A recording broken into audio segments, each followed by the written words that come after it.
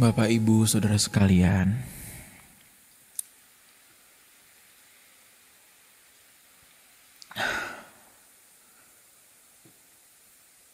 kapan terakhir kalinya kita berdoa untuk orang lain? Kapan terakhir kali kita berdoa untuk keselamatan hidup orang lain?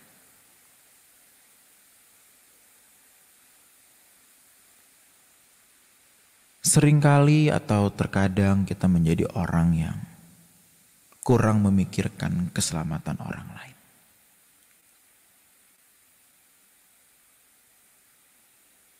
Kita menjadi tokoh utama dalam hidup ini, memang itu tidak salah. Tetapi bukan berarti orang lain menjadi pribadi atau manusia-manusia yang kita lupakan.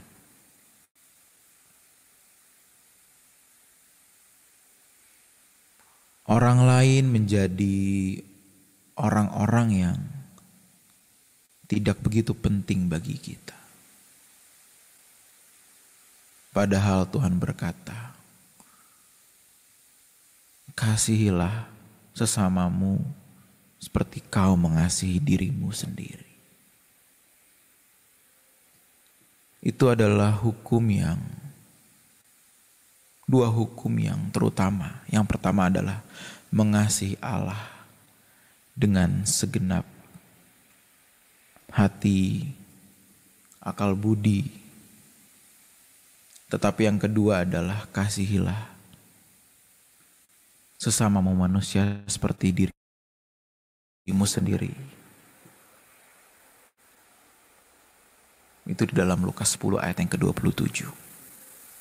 Itu dua hukum terutama, saudara. Karena itu bagi kita komunitas doa pagi ini, kita harus belajar memikirkan orang lain. Harus belajar memikirkan manusia lain seperti sebagaimana kita memikirkan diri kita. Kalau kita berjuang untuk bisa pulang ke surga, kenapa kita tidak belajar memikirkan keselamatan kekal orang lain? Tentu mungkin bukan berarti kita semua harus berkhotbah untuk mengingatkan mereka. Tapi perubahan hidup kita harus sampai di titik ketika orang lain bisa mencium perubahan kita dan mereka jadi tahu kita mau pulang kemana. Itu adalah hal yang paling mudah untuk kita bisa mengajak orang lain pulang ke surga. Urusan mereka ikut pulang atau tidak itu terserah mereka. Tetapi bagi kita harus bisa memikirkan keselamatan orang lain.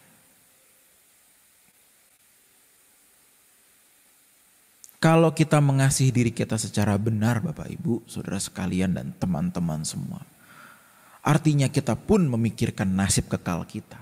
Itu kalau seseorang mengasihi dirinya secara utuh.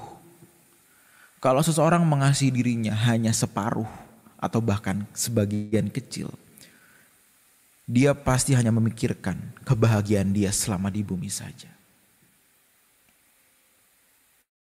Dia tidak sampai memikirkan keselamatan kekal dia. Dia hanya sibuk mengejar apa yang dianggap sebagai satu kesenangan. Dia tidak mengasihi rohnya secara benar. Dia tidak sadar atau dia mungkin tidak tahu atau bahkan dia tidak peduli. Rohnya kekal. Hal ini tentu berlaku bagi saudara semua hari ini. 3.400 orang kira-kira. Karena saudara sudah tahu akan keselamatan kekal. Karena saudara sudah tahu pulang itu harusnya kemana. Jadi tanggung jawab ini lebih sangat besar di pundak saudara. Saya tidak bermaksud menakuti saudara, tetapi siapa yang diberi banyak, maka yang dituntut lebih banyak.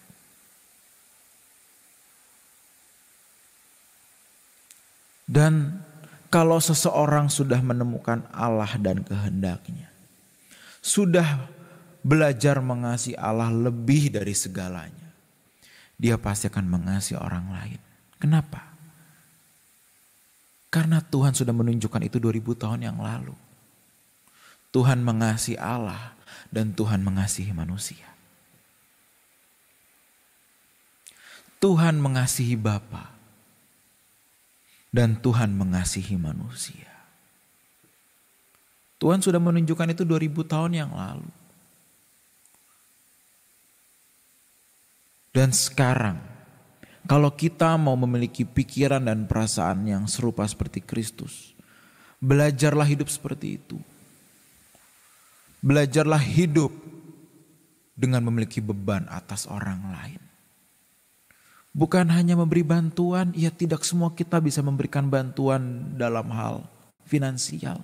Saya pun tidak bisa menolong semua orang dengan finansial saja. Saya pun terbatas, Bapak Ibu. Memang ada beberapa orang yang bisa saya tolong, tetapi tidak semua saya bisa tolong.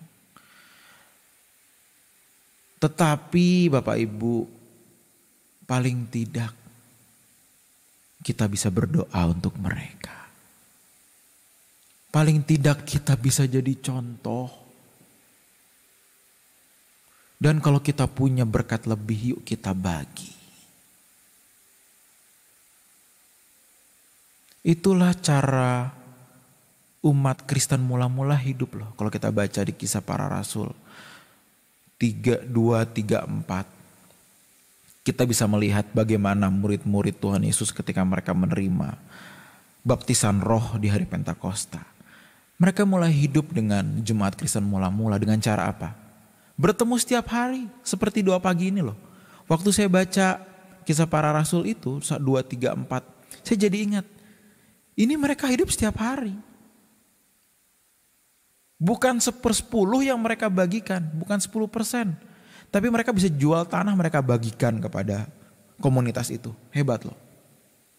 Mereka jual apapun mereka bagi. Mereka jual, mereka makan bersama-sama.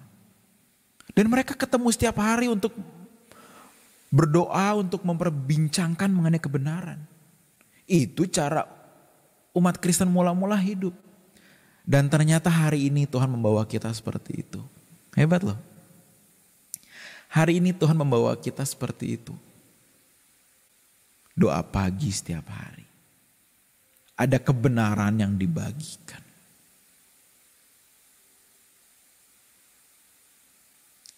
Ini cara hidup komunitas Allah yang sesungguhnya.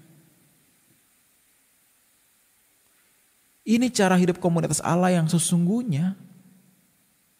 Kita ketemu mungkin hanya setiap pagi atau ya mungkin ada rekan-rekan di negara lain yang mungkin malam ataupun sore ataupun subuh jam 1 jam 12 pagi mungkin.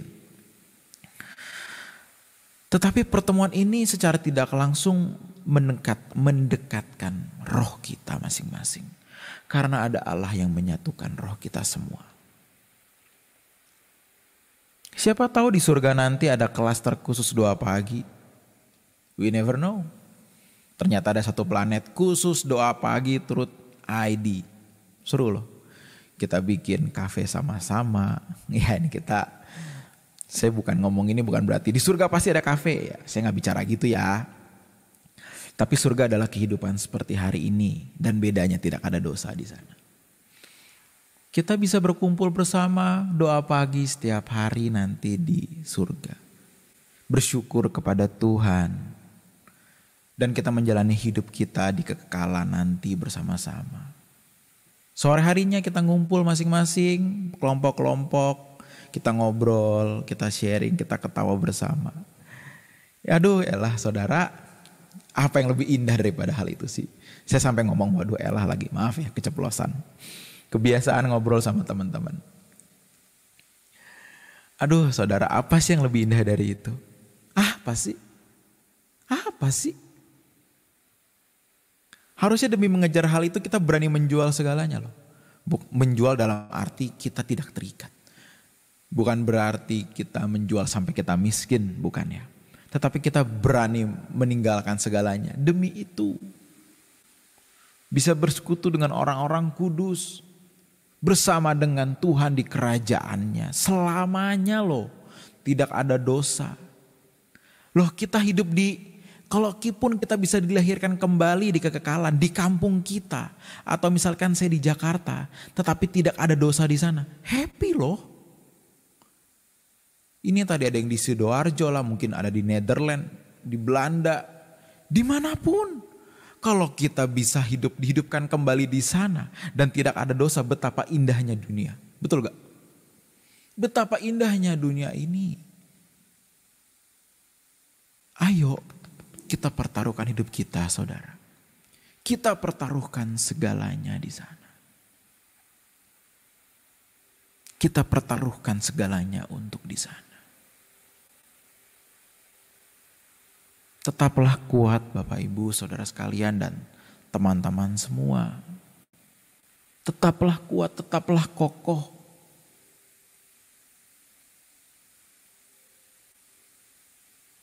Saya tidak tahu akan seperti apa komunitas ini ke depannya. Tapi Pak Eras kan selalu berkata, selalu ada orang lain yang menggantikan.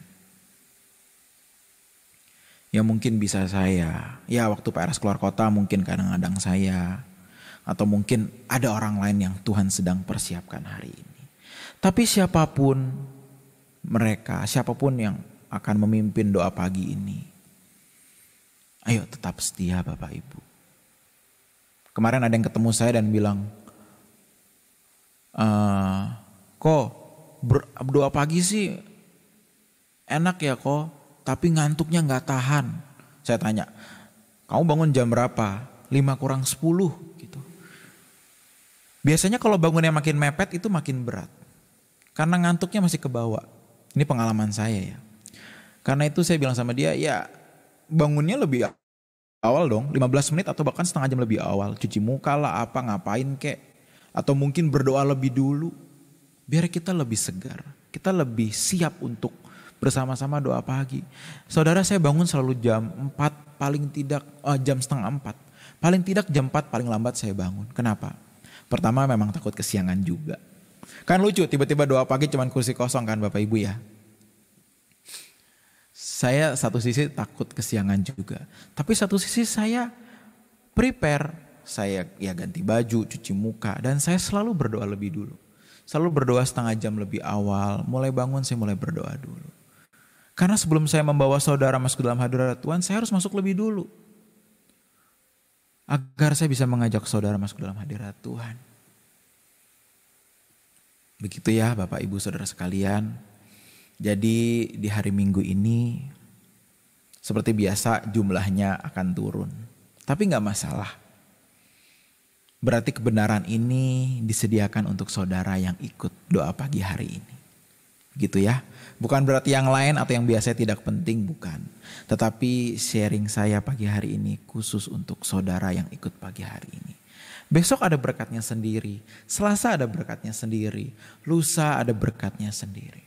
Ya Bapak Ibu, tetaplah setia ikut doa pagi ini. Hari ini kita beribadah. Bagi yang ke Rehoboth Kelapa Gading, siang hari ini jam 11 akan dilayani oleh Bapak Pendeta Wikyo Tanto.